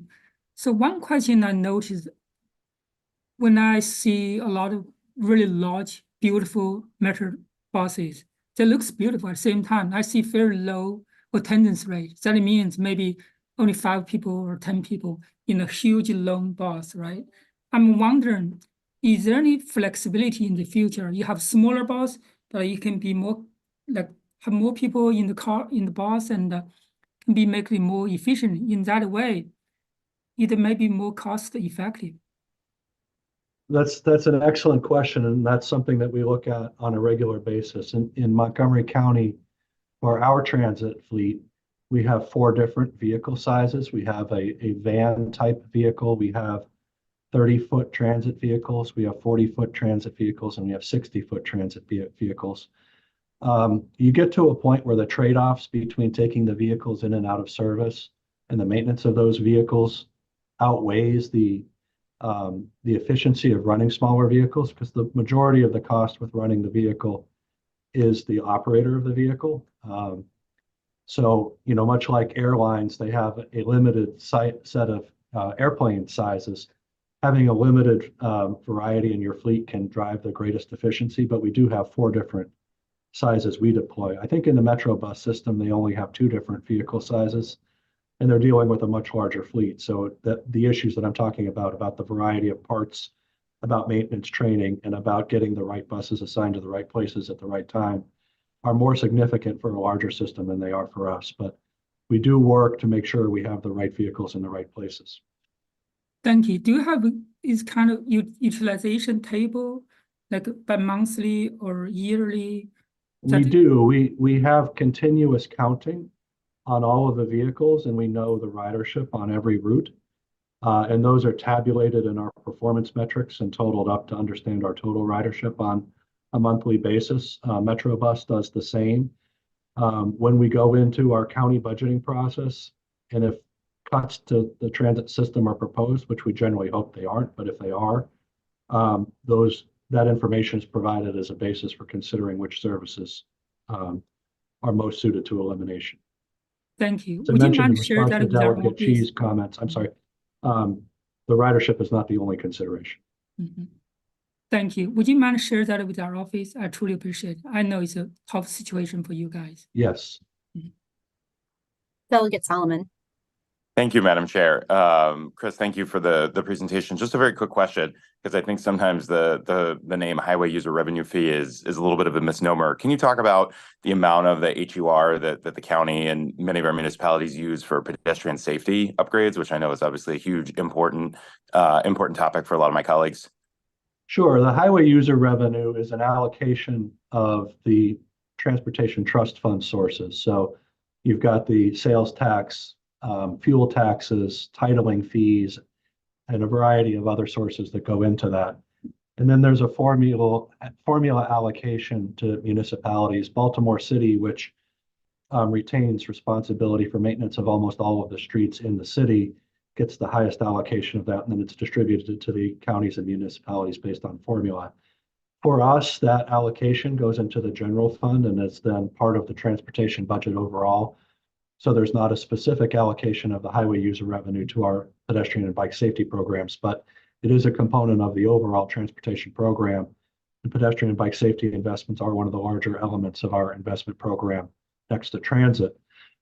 For the municipalities, if you're looking at the city of Rockville, for example, their transportation budget is much, much smaller than ours, in the tens of millions of dollars rather than $100 or so million. So $1 million cut to that budget is more significant. And most of the work that those municipalities are doing are sidewalk, pedestrian, and maintenance activities on residential and smaller class streets, which have an impact both on the quality of life in those neighborhoods and also on the safety elements you're talking about. But I don't think there's a direct relationship, Delegate Solomon, between the highway user revenue and pedestrian bike safety generally, but pedestrian bike safety and safety generally are part of the emphasis of all of the municipalities and the county's program. Thanks, Chris. That's what I meant. I appreciate you clarifying that. Thank you, Madam Chair. Sure. Thank you. And I think in the interest of time, we'll move on to the next segment here. The next segment is an update on our bus rapid transit program. And echoing the county executive's comments at the outset, we have made tremendous progress since we last provided this briefing, and that progress is based largely on the funding allocations that this delegation has been able to provide over the last 2 budget cycles. Bus rapid transit is not a novel concept anymore. It's being deployed across the country and around the world. This is a not comprehensive, but a map from a nicely compiled list that I was able to find of cities that have implemented bus rapid transit. You can see it's all across the country in all different types of environments. And Montgomery County is one of the implementers of bus rapid transit on the US 29 corridor.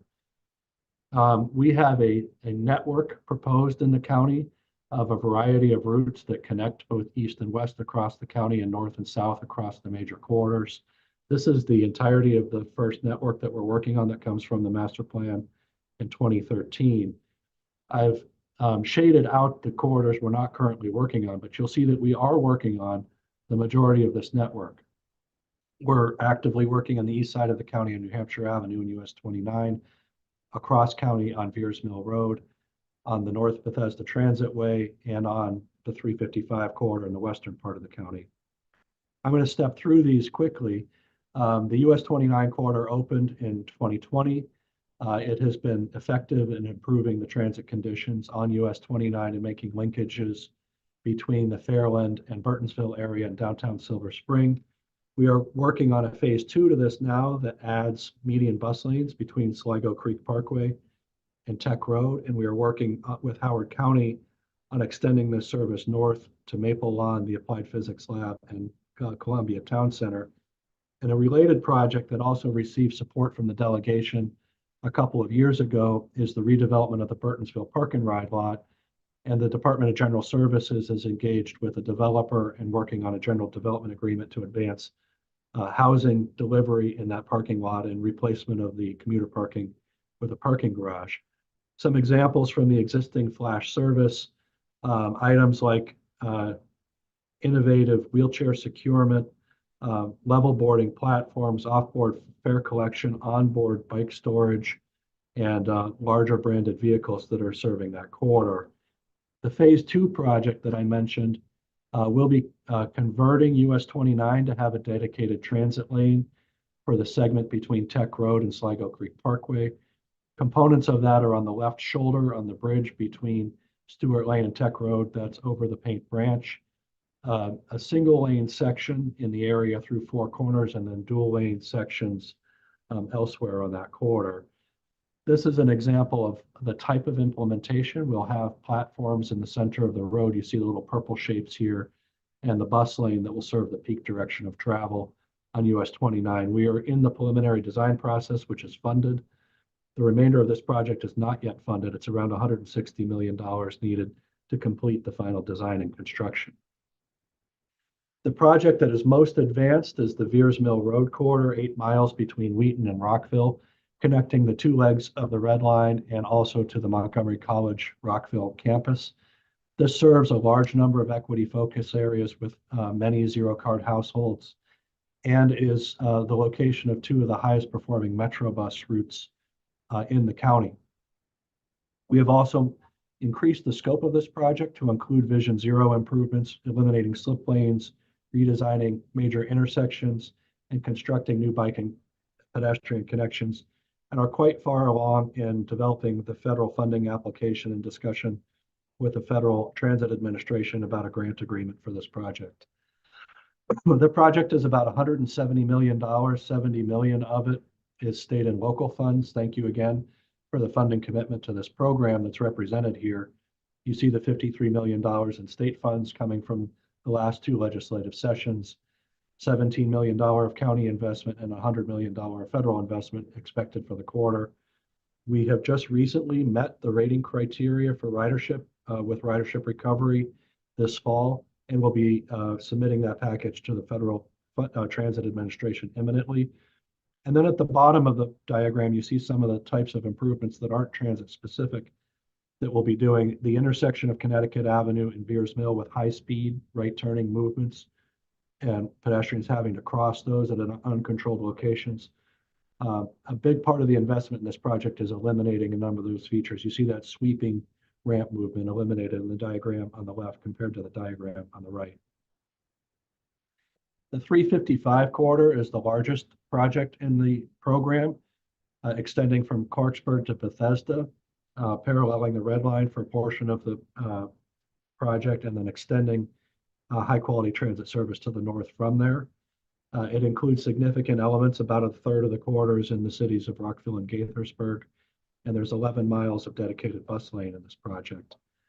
The central component of it, we have advanced the furthest. The 35% design is complete for the entirety of the program, and we are preparing a financial plan for the central portion, which is between Montgomery County, Rockville, in Montgomery County, or I'm sorry, Montgomery College Rockville and Montgomery College Germantown. And we have a discussion ongoing with the Federal Transit Administration about a New Starts Capital Infrastructure Grant Program for this element of the corridor. This is a little overwhelming, but it's a screenshot of our capital improvement program page for this.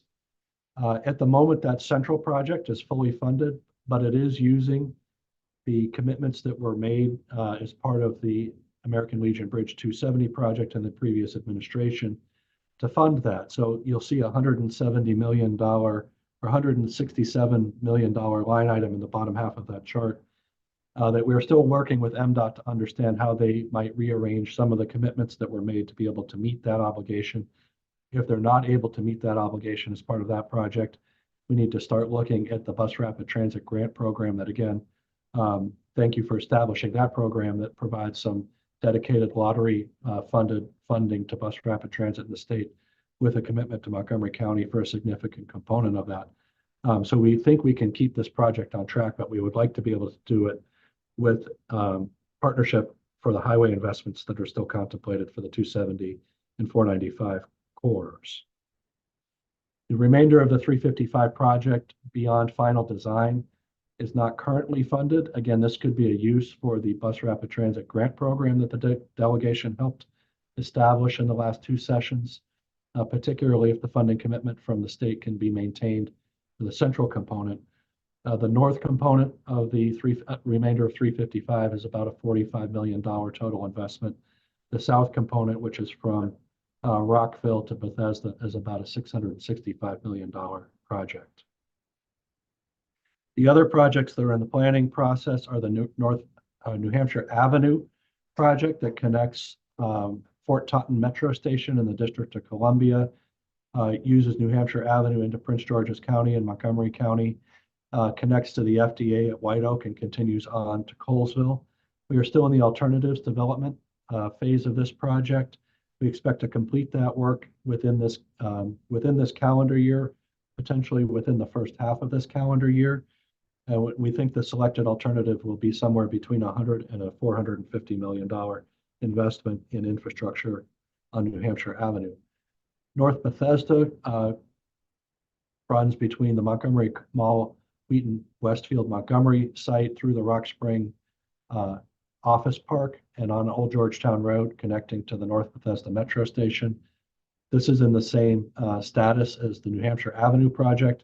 In the alternatives analysis phase, we think the selected alternative for this project will range between $120 and $180 million. And again, that planning process will also complete in this calendar year. A couple of other projects related to this that are underway, the Great Seneca Transit Network that I mentioned in relationship to the ride-on lots allocation. This project went into construction this fall and will improve connections between the Shady Grove Metro Station, the hospital, universities at Shady Grove, and life sciences cluster in Rockville and Gaithersburg. It's going to be an extra branded service, which is similar to the service we currently have operating on Maryland 355 between Lake Forest and Medical Center, with less frequent stops, better stations, and branded buses. This project has 4 different lines in it. We are implementing the first 2 of these lines. The pink line that you see and the green line that you see, which will both connect from the Shady Grove Metro Station to the universities at Shady Grove and serve many of the life sciences facilities that have been implemented over the last 5 years, and several of them that are nearing completion now in the Shady Grove Life Sciences area. And most importantly, providing stronger transit connections to the universities at Shady Grove, to the metro system and the region generally. The first phase was a $26 million investment, a combination of county and state support allowing that to happen. And it's a $70 million investment to complete the entirety of the project.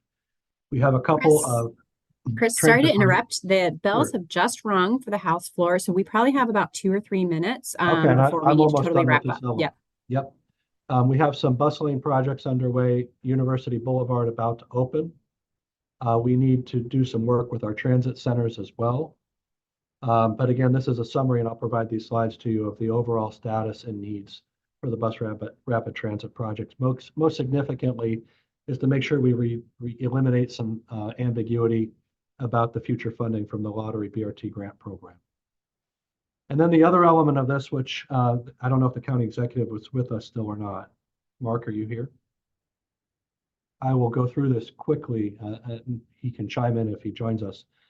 The main elements of this are just to highlight that the sales tax element from the state of Virginia generates about $340 million a year for investment in transportation in the major jurisdictions in Northern Virginia. And that's matched by components generated in each jurisdiction of different additional revenue sources that those jurisdictions had to implement to get access to the $340 million of additional state generated revenue. So in Fairfax County, the county itself generates about $64 million from a commercial property tax.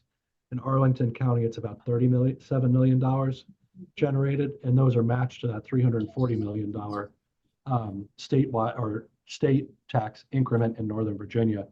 If you look at all of that put together, the large jurisdictions are able to leverage about $3 billion over the 8 years that this program has been in place. And you see the allocations to the major jurisdictions for each of those. In comparison, in Montgomery County, we have about a $53 million allocation of the state program to the Montgomery Hills project and a $1 billion allocation to the Purple Line. So, and that's in the CTP program. So it's generated, our level of investment capacity is far less than what this program has been able to deliver in Northern Virginia. There are several other factors that make the Northern Virginia case very compelling. VDOT does the vast majority of the maintenance in that jurisdiction, whereas in Maryland, the counties are responsible for road maintenance significantly. There's a large allocation of toll revenue to these projects. The state matches the investment in the Northern Virginia program with Smart Scale, which is another innovative program where they take specific funding allocations at the state program and match local contributions to make those projects happen. And they have more predictability in their revenue availability and the types of projects they can invest in. They also supplement this with special districts that finance specific projects. The Route 28 improvements or the Silver Line are referenced here. And just, some of the information from the Northern Virginia Transportation Authority that administers this, illustrating that they've been able to achieve about a $7 billion impact from that $3 billion funding strategy that the NVTA administers for the jurisdictions in Northern Virginia. So as the county executive mentioned, this is a strategy we'd like to work on further with the delegation in the upcoming session and maybe beyond. Yeah, Chris, Julie, do you have time to say a couple of things? I'm sorry, Mr. County Executive. I was actually just going to break in to say we need to adjourn so that members can get over to the floor. I think the plan is we will have a follow-up conversation about this since there's, folks haven't had a chance to ask some questions, but we appreciate the information today and we'll work on getting this, continued discussion on a future agenda. I'll just say, happy to join you again. Thank you. Great. And sorry, Mr. County Executive. Colleagues, please check your emails and the calendar on the website for committee meetings. I believe 3 of the 4 committees are meeting next week, so stay tuned for that. And I think with that, we are adjourned for today.